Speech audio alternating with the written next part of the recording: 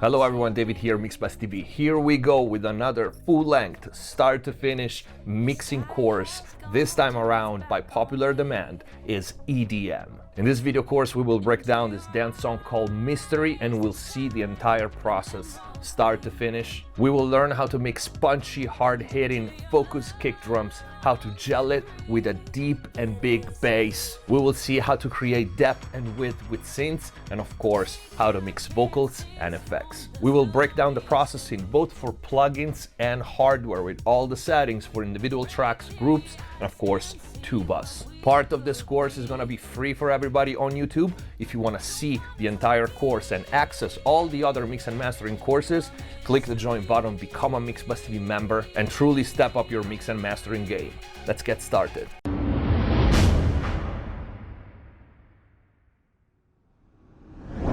All right, let's jump right in. This is going to be a pretty long course as this song called Mystery has about 85 tracks. So it's not a super crazy track count, but it's definitely enough. So first of all, let's hear the final product. Mind you though, this is the mix. The song is not mastered yet, which I think is going to be interesting in itself because first of all, you're going to hear how a mix is supposed to sound. We don't delegate, if we can, nothing to mastering, right? This is the first lesson. It doesn't matter if you master your own things or you send it to a mastering engineer. Ideally, you aim for a perfect mix that sounds like a record, and we don't delegate anything to mastering. Of course, a good mastering engineer, even if we assume the mix is perfect, will have to bring it to commercial level without changing the balance, which is a task on its own. We talked about this many times, but we'll get to that probably at the very end of the course. What's also interesting though is that you can see the final mix, how the waveform look. And while I always say don't look at your mixes, don't look at your waveforms, for educational purposes is important because you can see my crest factor. This is the waveform of my mix, okay? And there is no clipping, no limiting on the tubas, and we'll see how to achieve this. First of all though, let's take a listen.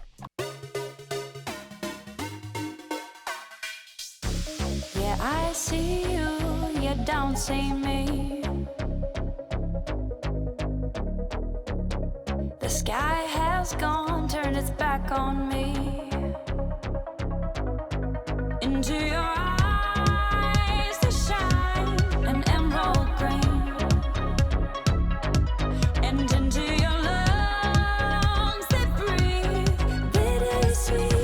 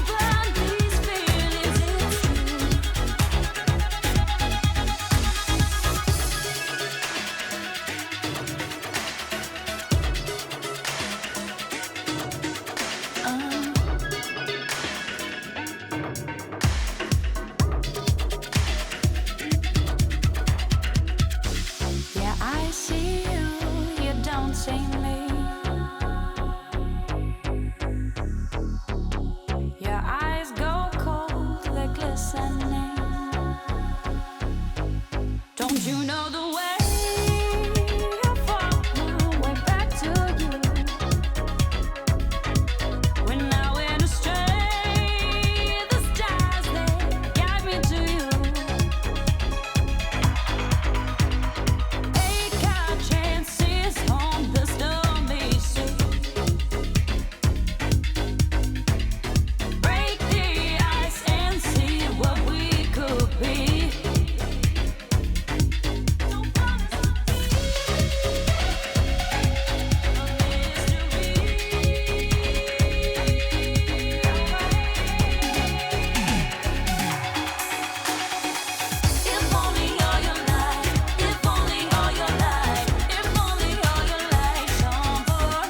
Okay, you get the idea. Layers, layers, layers, movement, movement, movement, make things happen. As much as you can, of course. I didn't produce a song, I only mixed it.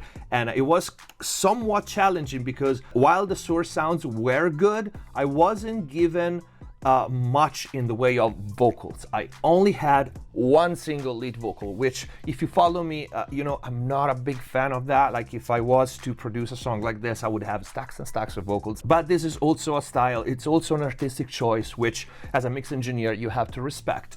And many people out there work like this. So I thought this was a great example for a full mixing course. Let's get started. So we said we had about 85 tracks on this mix, and there's some hardware analog gear, not as much. So this is also going to be a very relatable mixing session. Is a little bit different from my usual mixing courses where there's like 40 channels of analog. This is not the case. So let's get started. The green tracks are drums. I'm going to start this bypassing what I have on my tubas because that affects everything in the mix, and I want you to hear the processing at least at the beginning without that final, so to speak, processing on the tubas, even though you know I set my tubas very early in the mix, basically right after I did gain staging.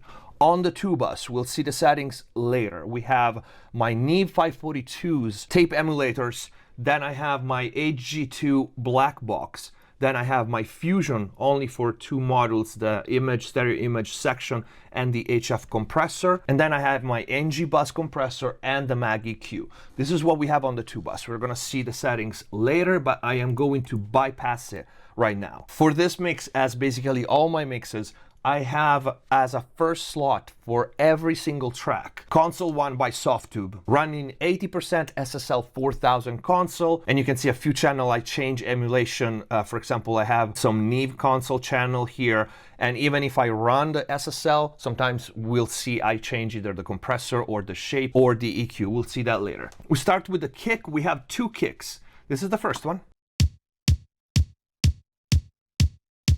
And this is the second. I'm going to bypass the Console 1. All right, this is already a good choice. We have a really punchy mid-forward kick drum, the first one, and then we have a bigger, rounder, deeper kick. Together, they sound like this with no processing on. Right, they already sounds pretty good together. One thing that I noticed as soon as I opened the mix and I heard this kick is we definitely need more low end here, right? Especially the deep low end, like 40, 50, 30 hertz. But before starting with the processing, we need to take a listen to the bass. What kind of bass do we have in this song? So let's bypass the processing on the bass and let's hear. We have two basses here. Again, mid forward, very punchy. And then this.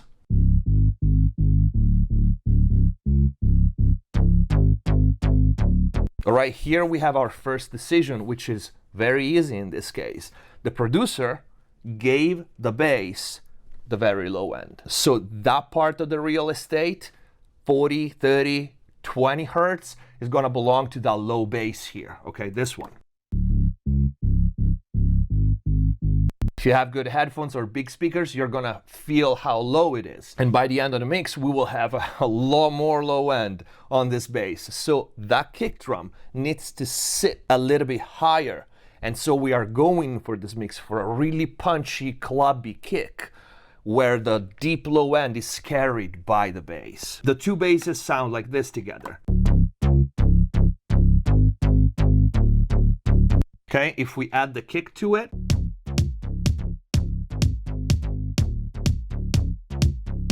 mind you, I bypassed all my processing on the bass right now, so the levels are all messed up and we don't have the final sounds. But this is the first decision that I felt it needed to be made before starting with the processing, because low end is important in general, very important on every genre, but especially on EDM and dance, it's super important. Let's go to the kick and let's see what did I do. Those kicks sounds pretty good already. So there was not much processing to do on them. Let's see. On the first kick, the punchy kick drum, I only have Console 1, British Class A in this case. I usually use SSL for my drums, but as you can see, I'm not even compressing here, I'm not EQing, I only use the Class A for the drive.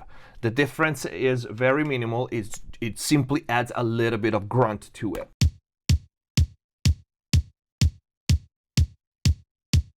All right, barely noticeable. Learn when to stop yourself and do not overmix. The kick sounds good, move over, okay? Next one is the kick number 2, and same thing.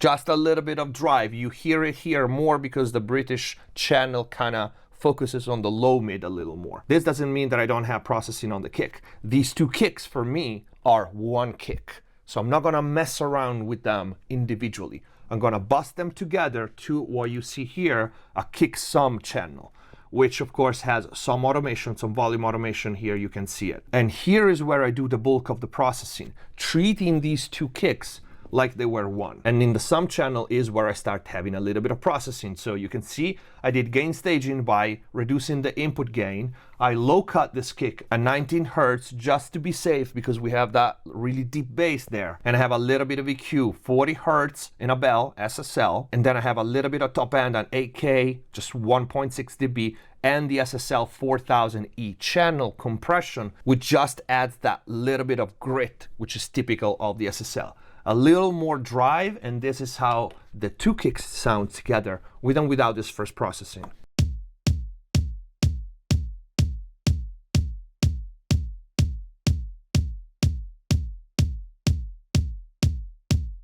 Level match, especially when you mix.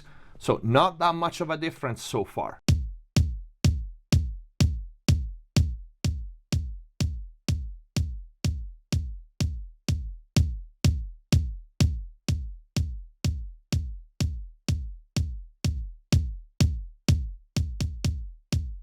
In this case, you hear the processing sound is 5 dB or more because we are compressing lower. Every processing either level match, or when you're experienced, you don't even need a level match. Even if the processing is lower, you understand if it sounds better. In this case, that's the sound that we have, the sum of the 2 kicks. The next processing is a super simple plugin that I've been using forever, and I still default to that for this added aggression on kicks. It's just a little bit of distortion with a lo-fi stock Pro Tools.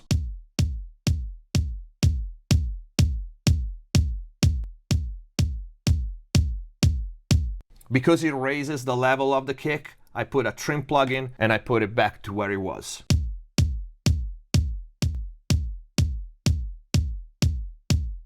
Next one is important because next one we have our first hardware. And the hardware we have, you can read it here, is the SSL E-channel that I have in 500 series. I have a pair of those. Now, remember I said this kick was supposed to be punchy and everything, and the deep sub low end was taken by the bass. That doesn't mean that this kick can use a big fat low end. And that's what I use the SSL EQ for, because the punchiness of the real hardware SSL and the focus that you can add to a kick with these EQ is second to none. There's a reason because SSL consoles were favorites for mixing. So before taking a look at the settings, just hear it with and without.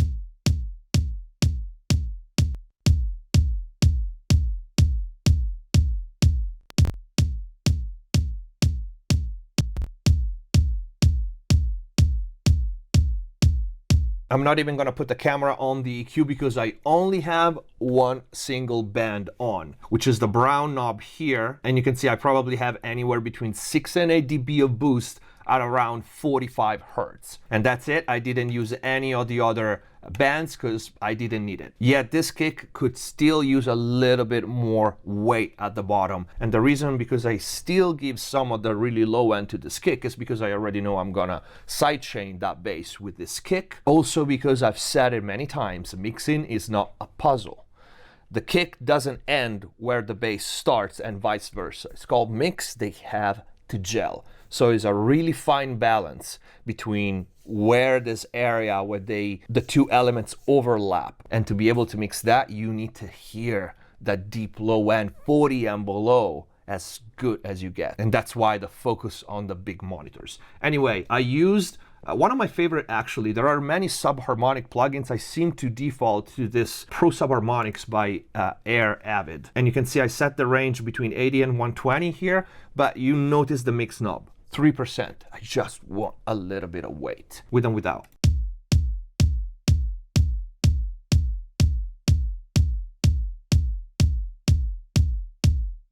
I like it because by adding this, even just 3% of sub energy to it, it's so big and it has so much energy that kind of makes the mid-range a little less pokey and a little less cold. So this is very, very simple moves. And then we have a Pro Q3 to just shape this. When you see me put in an utility EQ after the main processing, this goes for every channel. It means that I put this EQ when the mix was very advanced. All right, so as we are going through all the processing as they are in order, top to bottom in the mix, but that's not the chronological order how I mix things. I don't mix the kick and then move to the snare or move to the bass and so on. I do the first bulk of processing on the main instrument, and then I go back and of course readjust based on how things sounds, based on what I have on the two bus and everything. So we have something interesting in this EQ. You can see I boosted 40 Hertz, but I cut at 80. So I boost the lower octave and I cut a little bit the higher octave to make space and make this kick feel deeper than it actually is by cutting the higher octave. I show this in another video at some point. And then a little bit of boxiness at 300 and nothing here.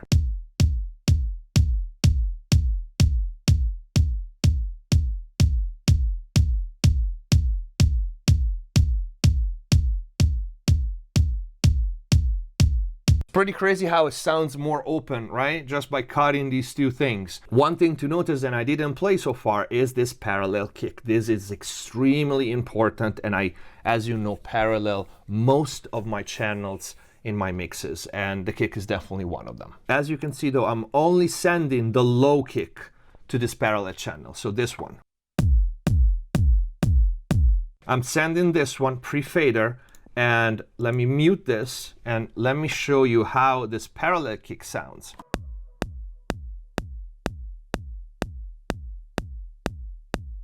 It's weird as hell, is it? So we have a console 1 channel 4, which only has a lot of drive and a lot of compression. Let's go to each individual processing. So this is the first one.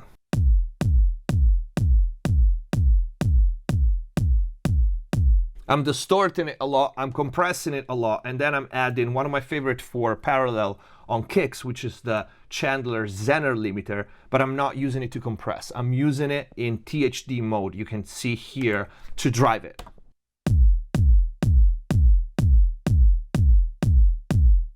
It has a great type of distortion because it doesn't get flaky and it doesn't get brittle. It keeps it focused on the low mids, and I want grunt. And then the Valley Dynamite, because from this parallel kick, basically, I simply want more snap and I want to keep this distorted low end really controlled. Pay attention to how the tail breathes. And I know it's a low level, that's by design. I want this breathing to be at a low level. And then after, I just have a clipper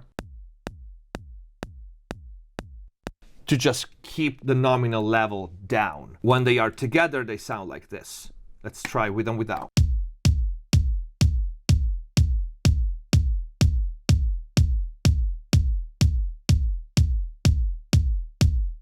You don't really hear that clicky sound. What you hear just, it feels like it's hitting harder.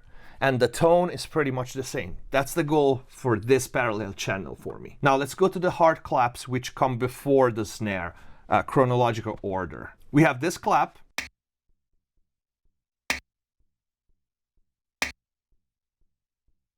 And I have the SSL 4000, you can see the EQ, we have a low cut down there, a 79, and then a little bit of boost at 140. I cut this honky sound here, no changes in top end, but I changed the compressor from the SSL 4000 to the Empirical Lab track pack, which would be a software version of the distressor, and I added the drive. The drive would be from the SSL and gain staging with input and output. Let's hear it with and without.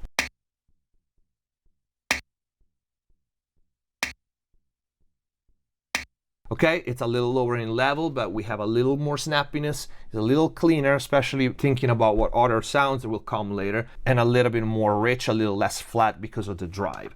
Then after, I put the T-Rax classic clipper to keep the nominal level down. So thinking about the crest factor already, this is what we're doing here.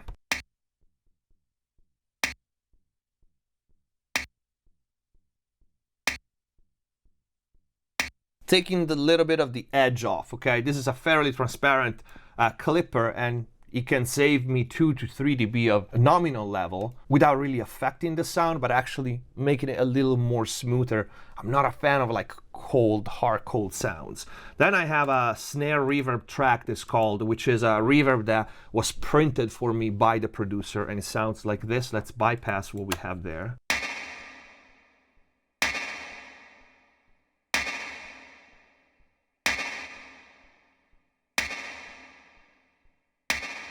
And this is what we have processing wise, just a low cut at 100. Again, a little bit of drive and compression on it.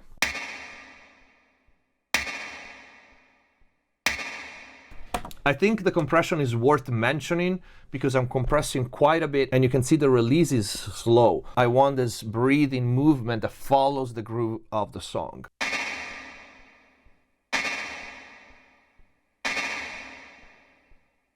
Right? It's got a little bit of dip after it hits the compression before it goes back to 0. And then one of my favorite plugins, kind of a secret, but I kind of let the cat out of the bag in other videos, Tube Modulator, just to add a left and right movement.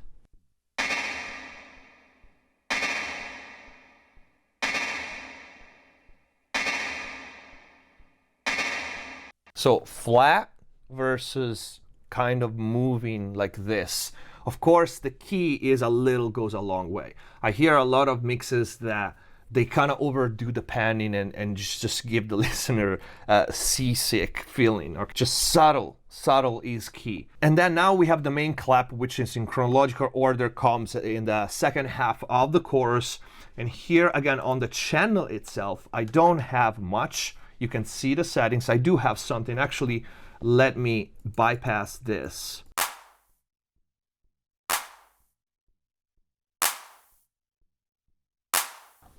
Okay, again, little bit of low cut. I made it brighter because I wanted the second half of the chorus. I wanted something to happen and something brighter to come into play. So I added a little bit of top end. We used the drive, and again, I like the distressor here to compress. You can see the attack is at 12, so I want the transient to snap.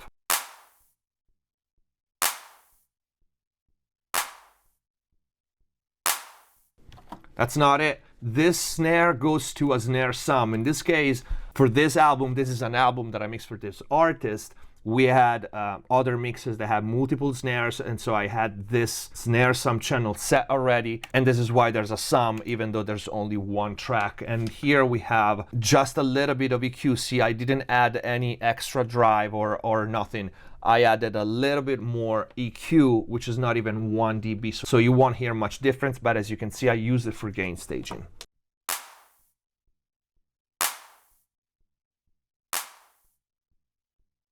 After that, I have the SSL EQ, in this case plugin. I just added a little bit of low mid-range and body to this clap, and a little bit more presence in the mid-range. This was again added probably when the mix was advanced.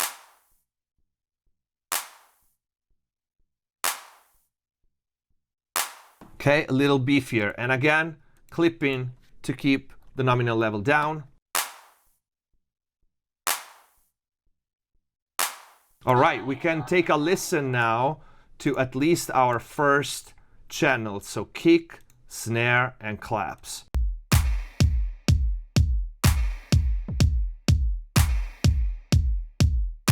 The first thing that you notice, even with these little elements, is that I already created a layer, right? We have the clap right in your face and the hard clap doubling it, and then the snare reverb track. So we have the punch in the middle, and then we have the tail of it. But I added something else because I felt it was a little bit disconnected.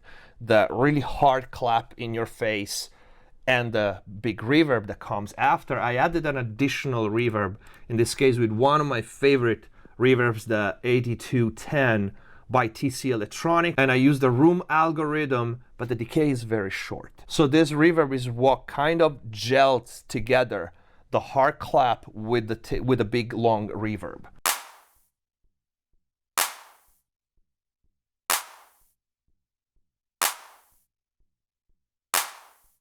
One of those invisible ambient that I so often talk about. A little bit of width, a little bit of depth. So it gels with the big reverb that we have here. We have a few more elements for this drum, namely this long clap here. All right, console 1 again. This channel 11, this is what we have for processing. I didn't change any module, this is all SSL 5000. As you can see, especially for drums, I tend to use simply the SSL and then maybe on the some channels do more processing. We have drive, we have compression, we have EQ. You see the settings. Let's hear them with or without.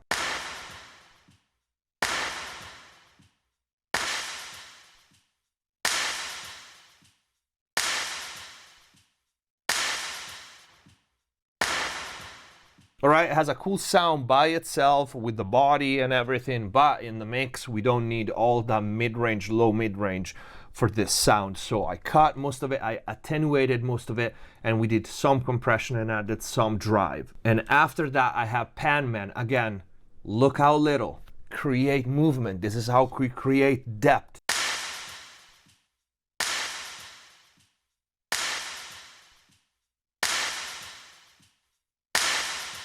You notice something that when I put Panman on, I eat up a lot of the initial transient. That is not an accident. That's by design. Why? Because, and this is kind of a, I don't want to say a mistake, but it's common in productions. You see you have 1, 2, 3, 4 hard hitting transient perfectly on grid. And that adds up. And then we have something else at the bottom. When I have something like that, if you don't modulate somehow or slightly go off grid, sometimes I use wow and flutters to just move slightly the hits and so that they don't fall digitally perfect on grid, all of them. Otherwise you end up with this super tall transient that first of all takes a lot of headroom. And then it's just a little tiny blip with no body, no sustain, no length. And that's when you have hard time mixing things in a way that, oh my God, my snare is so loud and I still can't feel it. I can't hear it because you have that little blip. So this is by design. Panman helps me eating up a little bit of that transient because it moves the center, it moves it off center, right? And at the same time, it creates a little bit of movement. When we put all three together,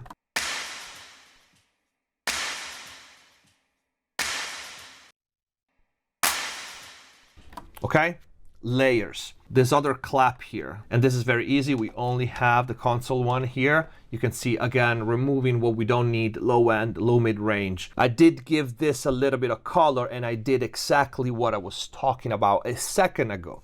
You see the first module is tape. So you can change here whatever shape unit, which can be a gate, which can be harmonics, can be an overstayer, or can be tape. In this case, this is what I used here.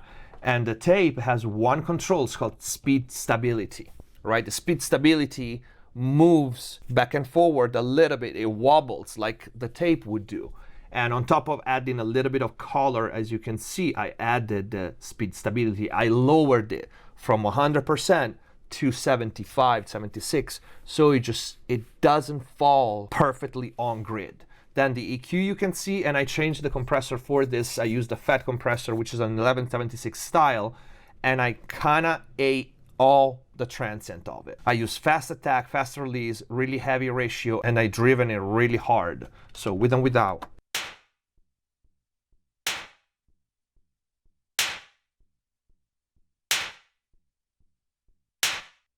Only console one on this. When we put everything together, these sounds like this.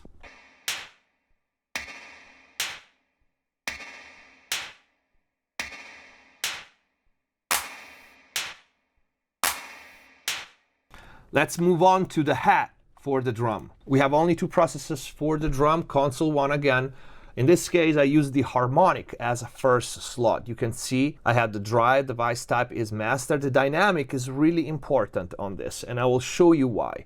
You can see basic EQ, a little bit of top end, low cut, and then basic compression. Drive and character. So the two things to notice here are the harmonics and the drive type, and character just give me the amount of color. Dry wet can be either full or 50%. I kept it 50%. But the dynamic is important because you can see we have a fairly dynamic hi-hat. And so by reducing the dynamic on the first slot of the harmonic, I kind of made sure that the lower part weren't disappearing in the mix. And this is how it sounds with and without first.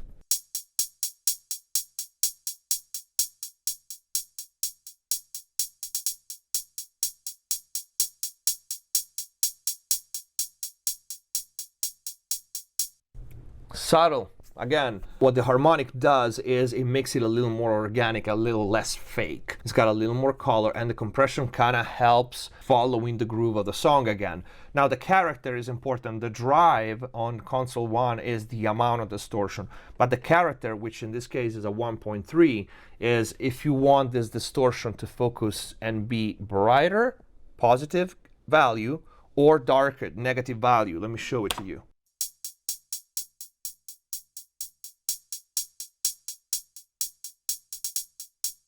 Okay, you kind of use it as a tilt EQ, but it's actually where the harmonics go. So again, gain staging, of course, but there's not much to it. And again, another stereo manipulator, in this case, AutoPan by Melda Audio, to create movement, because I'm not a fan of hats that sits there in the middle or on one side and never freaking move.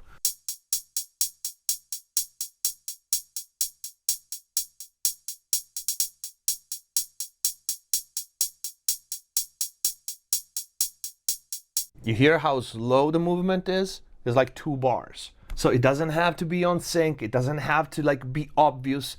It just needs to move things around when we have a programmed drum that is like the same top to bottom. So create some movement. Open head after.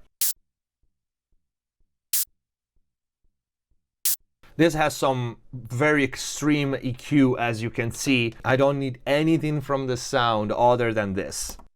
That's it.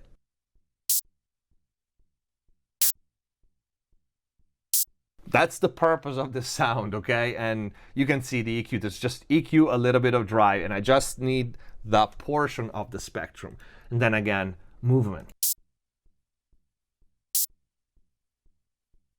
All right, this sound is so short that it doesn't really catch the pan movement. It just position it every hit a little bit off center. That's all I need. When we put them together,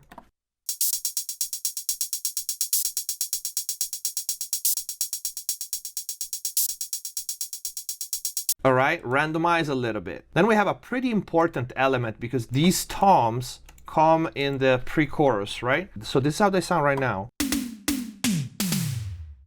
Now, this is a feature. All the other sounds is texture that we've seen, besides, of course, kick and snare. That's texture. This is a feature because they come in this part.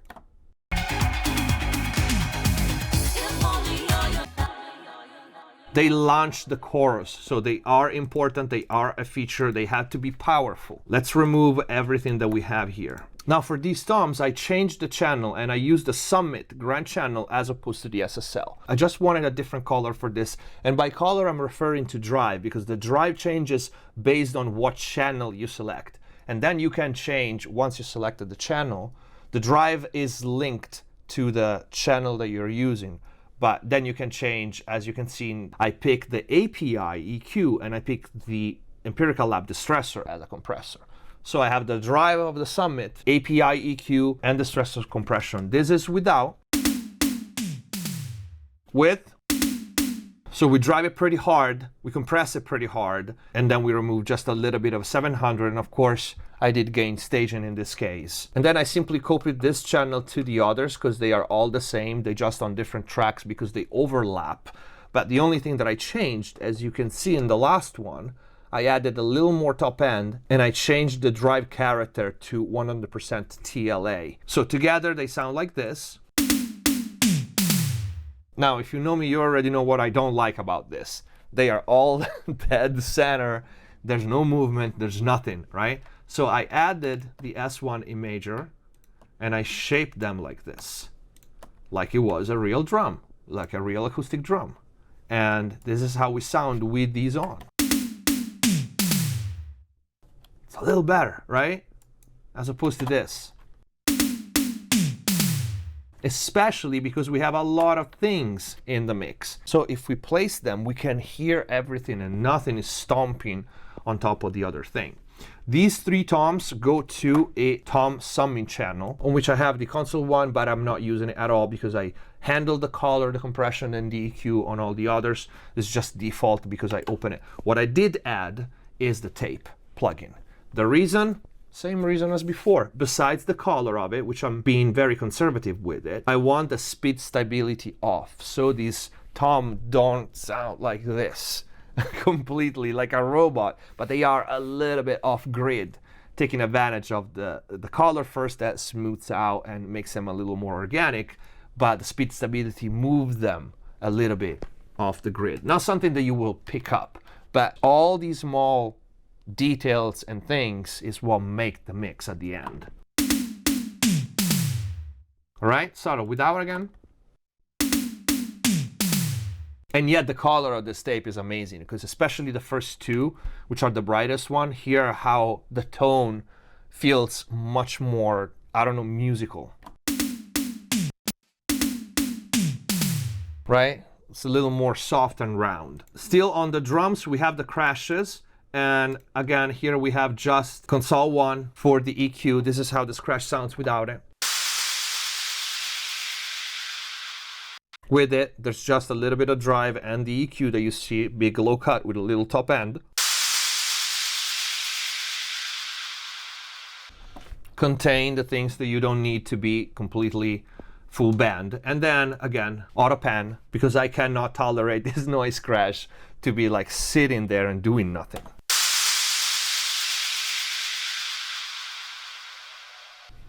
Slow, subtle movement. We have another crash here, which repeats. Let's loop this. This is gonna be, let's go fast so we can go to the bass. These are like accessory channels for the drum.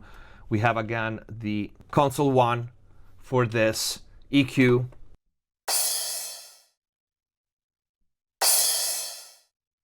Driving a little bit of compression, you can see it. But then what I don't like about this is that it's like so right in front of your face. I really don't like it. Deverb, simple stock reverb, makes a world of difference here. Listen. Now it's right there where it's supposed to be. We don't hear crashes right here, you know, at 1 inch from our eardrum. It's weird. I don't usually use reverbs in insert, but for something like this, I actually feel it's better because it automatically kind of sits it back and it reduces the level of it. So that's what I liked. And then again, I need to position this one. Yes, now we made it stereo because this, even if it was a stereo track, is a mono sound. So we made it stereo with reverb. Now I want to place it where I want. That side, because that's how a drum is supposed to be. Then we have a crash, another crash. This is an invert crash. Same thing, basic EQ, cutting and cleaning, drive. And mind you, the drive at 5 now is a 4.1. The drive at 5 would be the unity gain on the SSL4. That's how it's calibrated. So when you see the drive at 4, anywhere below 5 is less than the usual color that you would have on SSL 4000, okay? So let's put it back where it was, 4.1, and you can see just cleaning, gain staging, and I do have compressor in this case with the VCA, which would be the DBX compressor. So without and with. I want to contain that ramp up because it was a little too abrupt. Okay, that's the purpose of the compression here. And also, of course, we are hearing things in solo, but it's in the context. It was coming out a little too hard. And then I did the same exact thing. I don't like this crash to be right here in your face. Now, these are, for me, kind of accessory tracks on a drum, all right? I focus on kick and snare, those are the important things. But these are actually what creates the depth of the entire kit, because we have an electronic kit that will sound flat, two-dimensional, boring and I don't like that. So even just these two simple things here,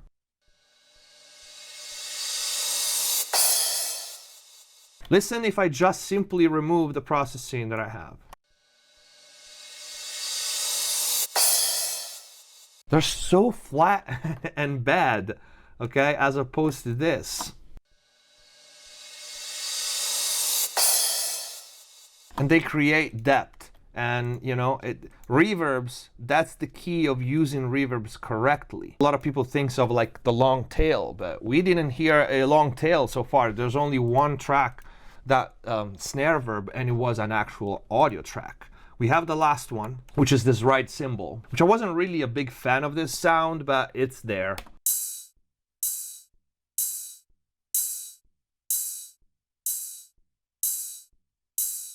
So you see, besides my drive and my harmonics and the little cut at the low end, I'm using the compressor just to tame the difference between the tall peaks and the lower hits, just to make it a little more consistent.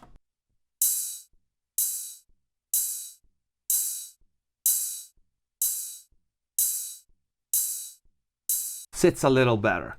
And then I have this weird effect, it's called Trisora Chorus by TC Electronic, which again, it's another way for me to create depth without going back to using a reverb. And this is how it sounds.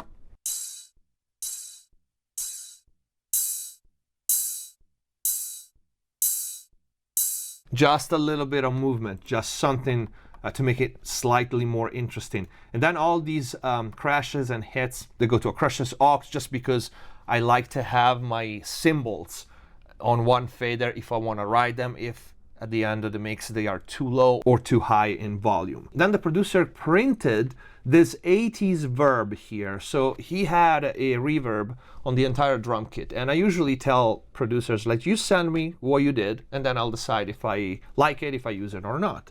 And this wasn't bad. It needed a little bit of work, and I mixed it very low, but I still thought it was cool that I could use it. So I have only two plugins, the Console One,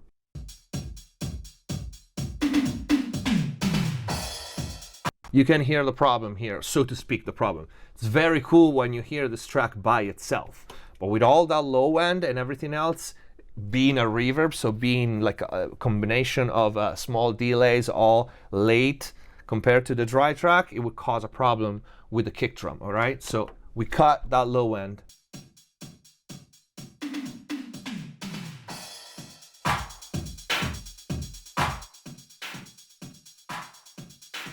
Little bit of drive, compression with very fast attack in this case, because I want to keep the snare low, because this reverb was printed with the drum mix that the producer did, which is not going to be my mix.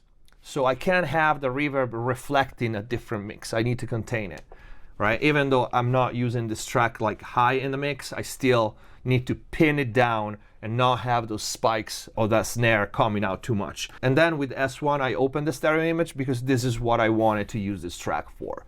Being very low and just create a little bit of width on the drum, because we have a lot of energy in the mid channel, like heavy kick, hard hitting snares. So I could use this.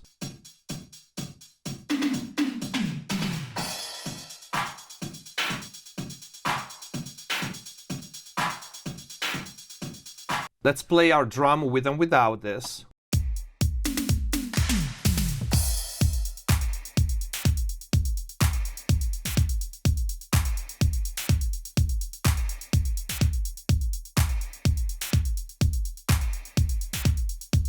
Okay, where you hear the difference here? You don't really hear the difference on the main element, you hear the difference on the downbeat elements. The lower counter beat percussion and snares.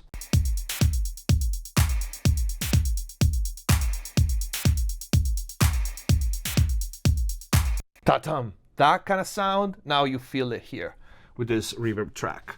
We have a couple of extra percussion for this drum before going to the drum bus processing. We have this dirty loop.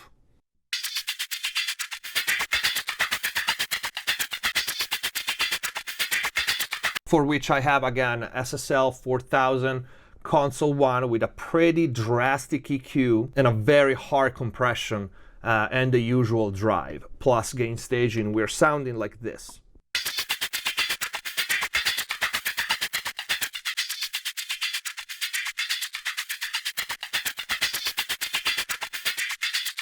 All right, this is texture. I don't need all that at the bottom. It just is gonna mess up my low end, my focus on the kick. I don't need this busy pattern to be active in the low range. Let me give you a perspective with the drum playing.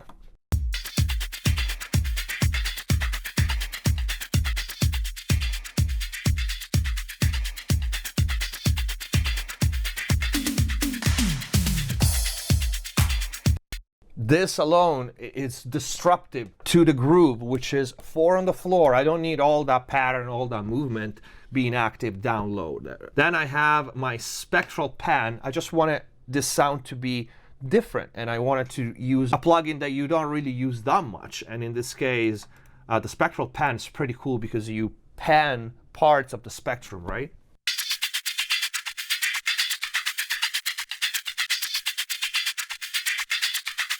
It's subtle, but it's a very good alternative to usual stereo imager to spread things out. In this case, you don't just open up, but you selectively place things left and right in the stereo spectrum. And then I just wanted to enhance this and create the slow movement again.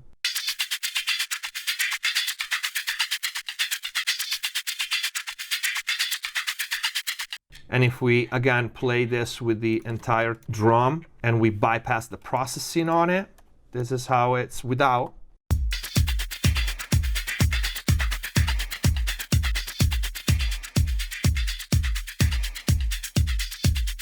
Now it fits. It doesn't fight against all the other rhythms in the drums. Then we have this extra track here, this jungle loop. We bypass what we have.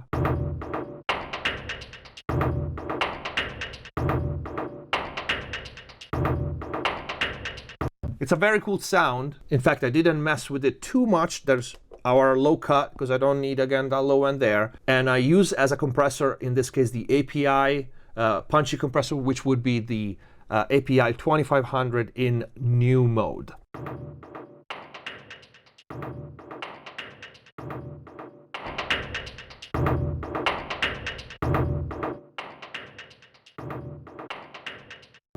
Of course, there's a lot of level difference. The processed version is a much lower because I use the C1 to do also gain staging. What I want you to hear is the compression action. This is very important. You see the attack is super fast, the ratio is really high, and I just want to limit the dynamic of this thing. Is texture again. I don't want all these movements to be too wild because we have kick, snare, hats, and those toms come first. Everything else needs to be seated in the mix, even though, because this is not a drum mix, it's a song. So we have all the other elements that are coming in, all the synths, the vocals, the bass, and all that. These things need to create movement and be interesting, but they need to sit in their places.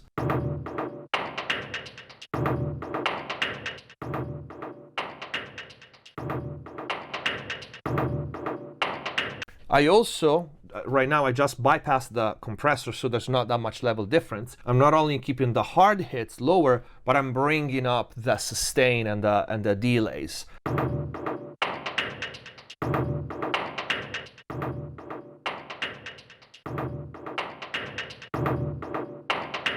All right, otherwise they get lost. So this is how it sounds with the rest of the drum. After that, I have Decapitator because this sound kind of reminded me of industrial loops. So I wanted to dirty it up a little.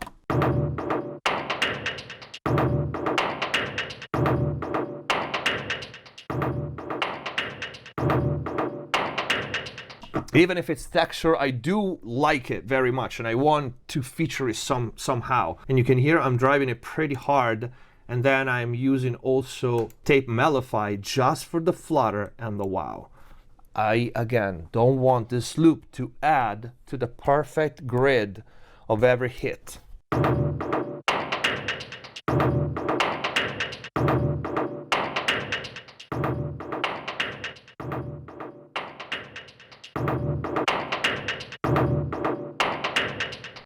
All right, with the rest of the drum, this is what we have.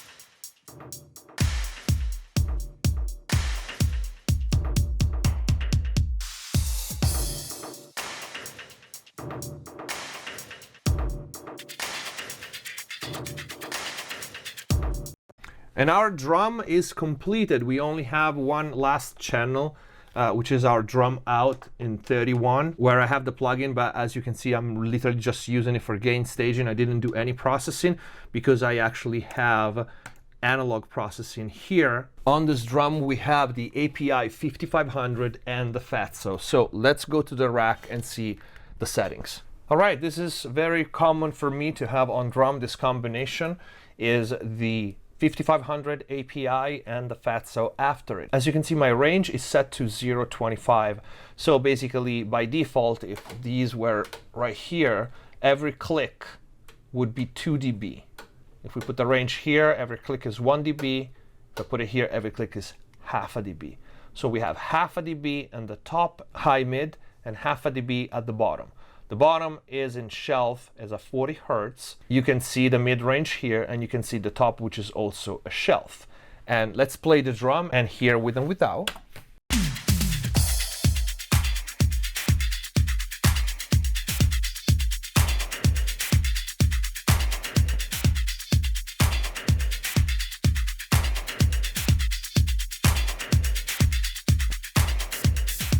All right, very subtle here. We have a little bit more bottom end, a little bit more top, and then we have the Fatso. As you can see here, I'm in bus mode.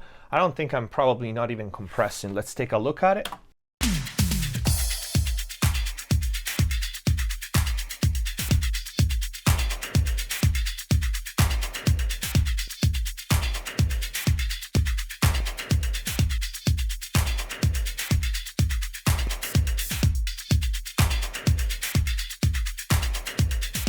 Okay, you will hear that the level in this case is in favor of the unprocessed. When it's in bypass, the drum is a little louder because I did not compensate for the level. I don't need, I can understand even if the level is a little low. The purpose of this is to drive kick and snare kind of into the red, and then you can see the warm circuit, which is basically like an analog de-esser. It shaves off that really hard clap a little bit, and then we are compressing 1 dB and just keeps the drum tighter. Again, the level is in favor of the unprocessed, so try to hear what it does despite that.